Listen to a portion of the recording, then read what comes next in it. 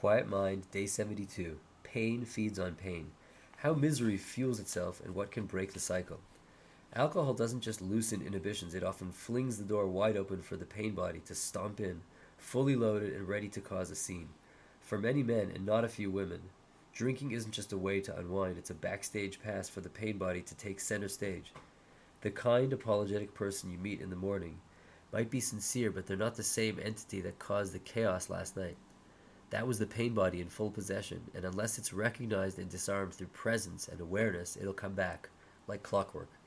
Some pain bodies love inflicting pain. Others prefer soaking in it like a hot bath of bitterness. Most do both.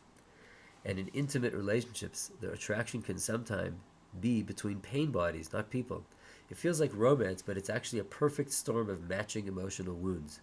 What starts as infatuation becomes psychological warfare, complete with yelling, icy silences, or petty landmines over who left the toothpaste cap off. Here's a secret: most couples don't realize it until it's too late. You don't just marry a person, you marry their pain body too. It might lie dormant at first, letting you enjoy the honeymoon phase in peace. But wait until you've unpacked your stuff and made some joint financial decisions. Then one day, bam!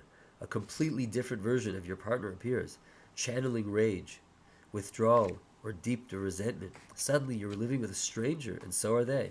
Some people carry pain bodies so dense they never fully power down.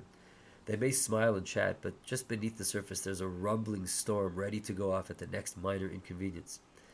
These people are emotional amplifiers, taking a small slight or disagreement and blowing it into a full-scale war.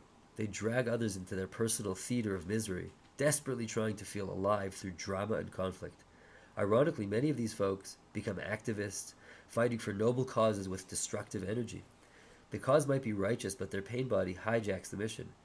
They end up sowing division, anger, and resistance even within their own ranks, unable to escape their pattern of needing an enemy, any enemy, to validate their suffering.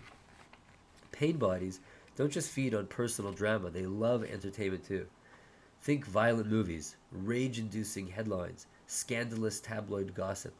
Much of the media isn't informing people, it's emotionally activating them, offering pain bodies a feast of outrage, shock, and vicarious suffering. Why else would millions pay to watch stimulated death and violence for fun? Simulated death and violence for fun. It's not entertainment, it's emotional junk food for the pain-addicted psyche.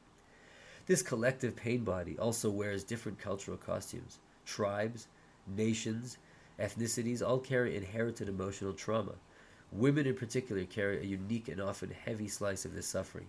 The suppression of the feminine, emotionally, spiritually, and physically, has fed a planetary imbalance for thousands of years. Millions of women were killed simply for being attuned to nature or having knowledge the patriarchal systems feared. The sacred feminine wasn't just silenced, it was branded demonic and nearly erased. But here's the turning point: awareness is arising. And because the ego never gripped women quite as tightly as it did men, that awareness is blooming faster in many women. The suppressed feminine is no longer just pain, it's waking up, reclaiming its voice, and bringing back balance into a world long ruled by fear and dominance. To recognize pain for what it is, not as truth, not as identity, not as your partner's real face, is to begin breaking the chain. When pain becomes visible, it loses power. When you see the madness in yourself or others, sanity has already begun to emerge. The pain body can't survive where awareness lives.